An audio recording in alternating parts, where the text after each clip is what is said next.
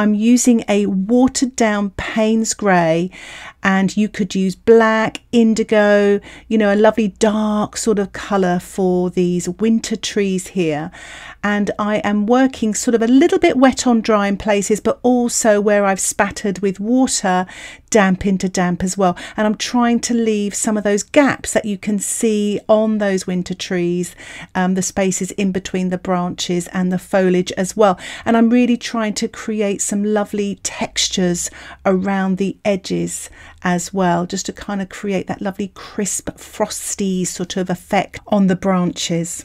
Still using the size 10 brush, working wet on dry, I'm painting a very watered down Paynes grey, using, as you can see there, the belly of the brush as well, not just the tip, to create some texture on this rough watercolour paper, and also painting wet on dry the sort of grasses, very pale washes in the foreground. Remember, in watercolour, less is more, so try not to paint every single individual grasses there. You'll just lose your white area and it won't look like a snowy winter scene. So you have to almost exaggerate the white and light here.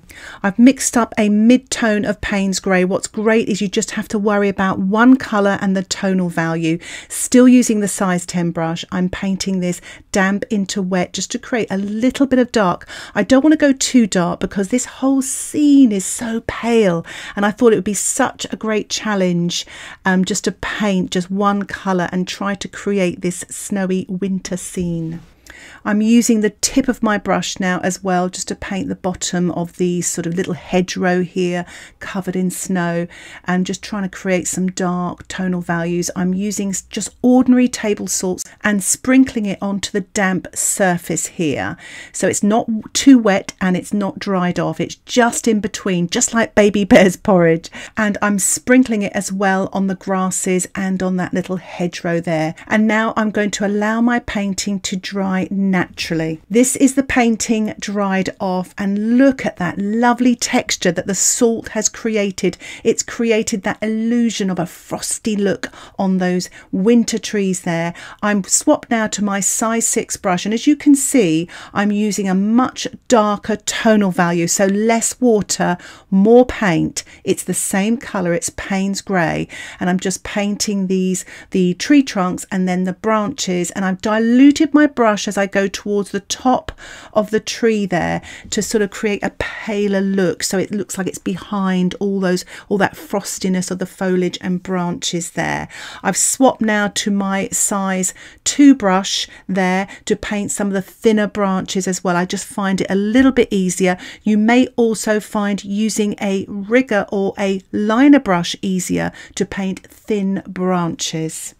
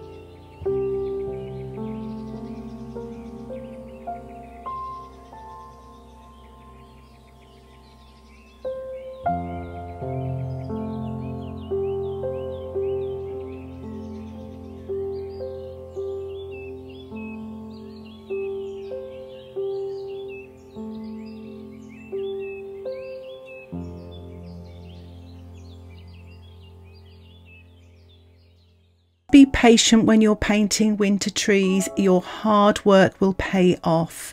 Take your time. Remember, the trunks are thicker, the branches are thinner, and then those little twiggy bits are very thin and paler. And I'm also using my paper towel to dab off to create some light areas as well. So I'm just painting some wet on dry now, some sort of darker mid-tone grasses just in front of the trees there, just for a little bit of detail, keeping everything simple.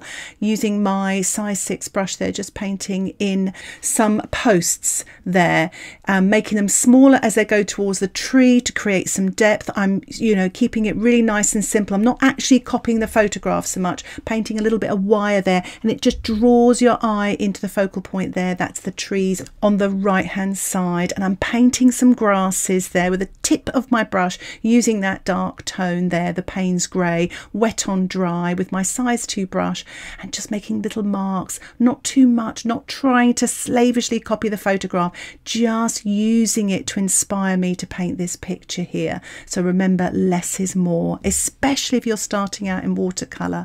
So I'm using this size 2 brush just to paint some darker grasses now in the foreground. You saw I took off the excess fluid off my brush there just to make sure I have lots of control. Again, you will find that so helpful when you're starting out in watercolour painting. It's about controlling that sort of wet medium.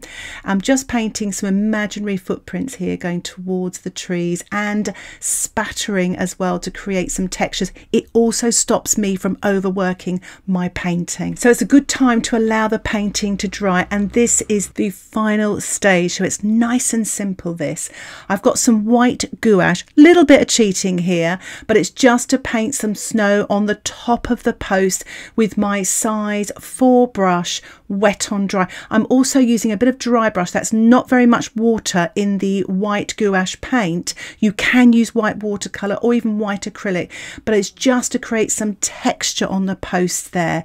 It almost looks like the snow is stuck to the post. I'm doing the same here with the trees. I've got settled snow in between the branches there, but I'm also going to use that dry brush effect on the front of those tree trunks as well to create texture, and it really does give it that lovely wintry look as well.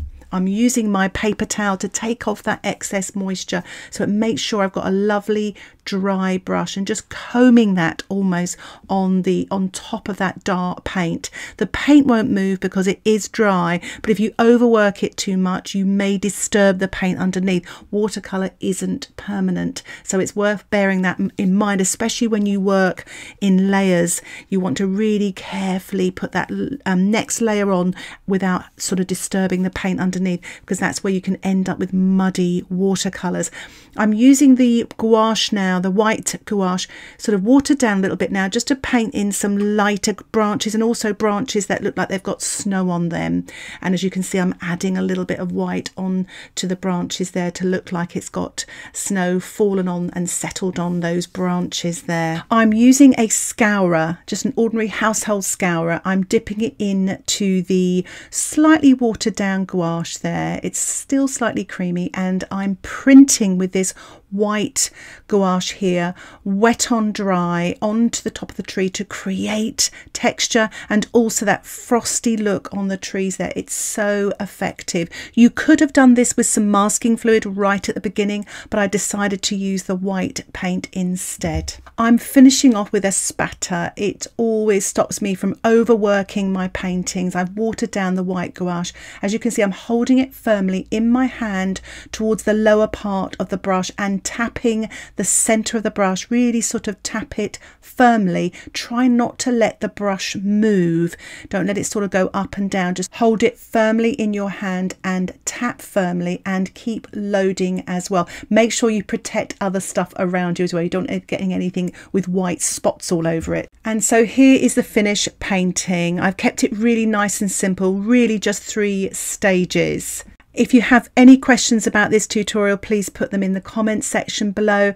And if you'd like to see more tutorials like this, don't forget to subscribe to my YouTube channel. For those of you who'd like to learn more about watercolour, why not think about joining my Patreon membership? Details about that can be found on the screen or in the description below. Thanks so much for watching. Happy painting.